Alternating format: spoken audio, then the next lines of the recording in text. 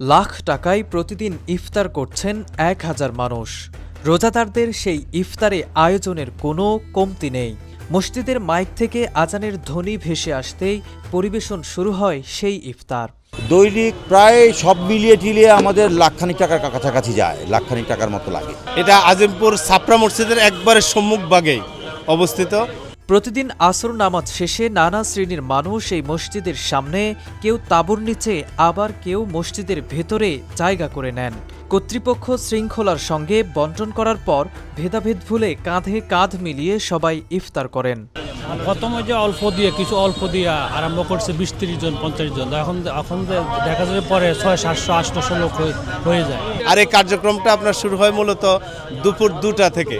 দুপুর ২টা থেকে আমাদের কাটাছেঁড়ার কাজ শুরু হয়। আমাদের যে ভাজা পোড়াগুলো যেগুলো আসে এগুলোর ভাঙার কার্যক্রম শুরু হয়।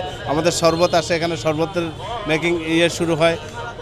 এইভাবে আলহামদুলিল্লাহ আমাদের কার্যক্রমগুলো আস্তে আস্তে মুখরিত হতে থাকে। দিনের অর্ধেক বেলা থাকতেই আজিমপুরের ছাপড়া মসজিদের সামনে তুমুল ব্যস্ত হয়ে পড়ে একদল স্বেচ্ছাসেবক। শত শত রোজাদারদের ইফতার করাতে কেউ ব্যস্ত থাকেন শরবত তৈরিতে, কেউ ফল সাজাতে, আবার কেউ বা তৈজসপত্র পরিষ্কারে। এই যে এখানে রাখো, এখানে রাখো, ফুললি ক্লিয়ার, একদিকে ক্লিয়ার করো না, এরপরে বসাই দাও মাঝখানে। ছাপড়া মসজিদের সামনে বৃহত্তর নোয়াখালী সোসাইটির আয়োজনে প্রতিদিন এখানে এরকম ইফতারির ব্যবস্থা করা হয়, যেখানে একসঙ্গে প্রায় ১,০০০-এর অধিক মানুষ ইফতার করেন। আসসালামু আলাইকুম।